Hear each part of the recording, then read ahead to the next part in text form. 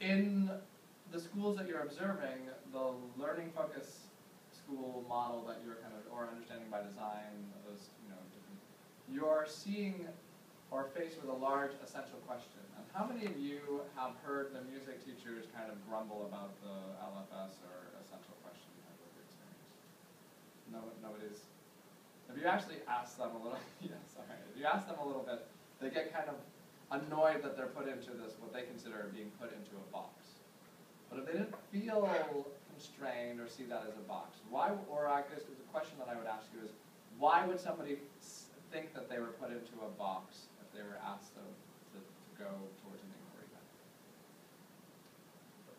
I think any method of pedagogy that requires a form, or like, I think more so like the form you. I'm looking at that presentation that Mr. Bowman had during our synaptic meeting. It's like, I'm sure you could format that page differently, but the fact that there is a page, I think, is partially what teachers feel constricted by. Because I mean, I certainly would feel constricted if every lesson plan I had to like write down certain elements of every lesson. Like, okay, so this is the essential question, and I have to ask these questions to students to get there. So what are then the constraints of the lesson planning format that we have in our class? Let's go over them. What do we have to first do in a lesson plan? Have your grade and We do what? grade your name and the grade. Yeah, we want, obviously the class and the grade level. So you're thinking about age appropriateness, development theory, those type of ideas, right? Those are important components. What's the next part?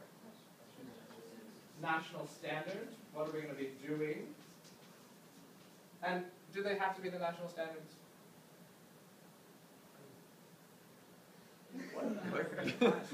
In this class, I've asked you to do national standards. But what are the standards? What's that? It's musicking. Different activities to do music. So, okay, that's one idea. So we do national standards just because they're doing music, right? What happens next? What do we call it? Two? Behavioral objectives. What is a behavioral objective? What you want the students to do. What you want the students to do. Or what the students will do. Let's What just the unpack students that phrase. Okay. What the teacher wants the students to do. In order to.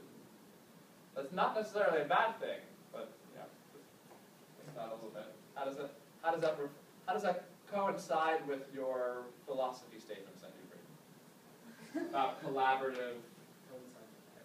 Right. So this is the fact that we have this word still in our lesson planning curriculum is problematic. It comes out of a scientific view of education. It comes out of a like 1950s type of model of education. Well, you could almost take the behavioral objectives as an outline of what you want the students to learn, and really you should be open to maybe going down a path that the students want to go down.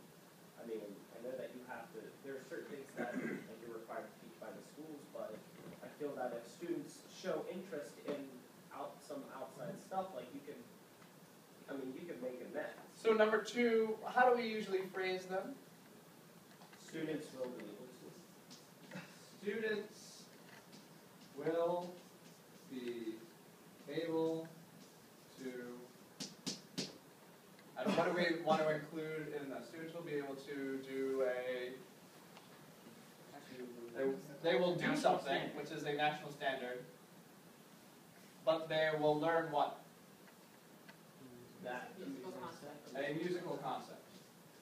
So they learn musical concepts through doing some musical activity, and the musical activity is a musicking activity, number one. Okay? Then what do we have on 3? Materials. And then on 4?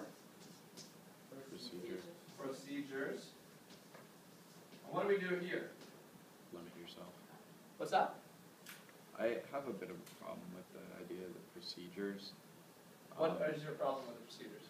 Because I think it doesn't allow for the students, if they're having problems in a certain area or questions about things, it doesn't allow for you to explore that. Yeah. So it doesn't allow much room for exploration. So the procedures is what?